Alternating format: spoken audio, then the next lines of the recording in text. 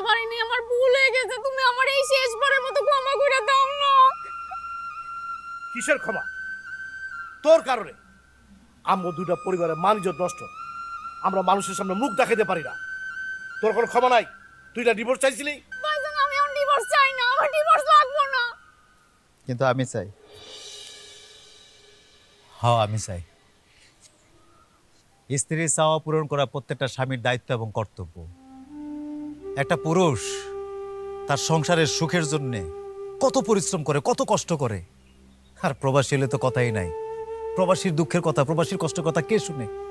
একজন প্রবাসী বিদেশ করে, তার বাচ্চা, তার পরিবার দেশে রেখে যায়, কিন্তু সেই প্রবাসী যখন শুনে তার পরিবার, তার স্ত্রী অন্য জায়গায় প্রেমে জড়িত হয়েছে, এর চেয়ে কষ্টের, এর চেয়ে দুঃখের একজন প্রবাসী আর কিছু হইতে পারে না। তুমি আমার কাছে মুক্তি চাইছিলে না? চাই না, আমি আমার মুক্তি চাই না। বাবারে, মানুষ মাত্রাই তো ভুল করে। ও যখন নিজের ভুল বুঝতে পারছে, ওরে শুধরানোর একটা সুযোগ দে। আর তাছাড়া ও একটা প্রতারকের পাল্লায় পড়ছিল। আমরা দুইজনরে ক্ষমা করে দিছি, পারলে তুইও ক্ষমা করে দে। না মা, কারে ক্ষমা করবা তুমি? কারে মুক্তি দিতেছ? আমি দেশে আসার পর থেকে একটা দিন বাকি ছিল না মা, একটা দিন বাদ ছিল না। প্রত্যেকটা দিন আমি তার কাছে গেছিলাম, তারে হাত জোর করে কইছিলাম, তারে বোঝানোর চেষ্টা করছিলাম। তার নোংরা অতীত যাই না, আমি বারবার তারে বুঝাইছি, আসো সংসারটা করি, সংসারটা করি।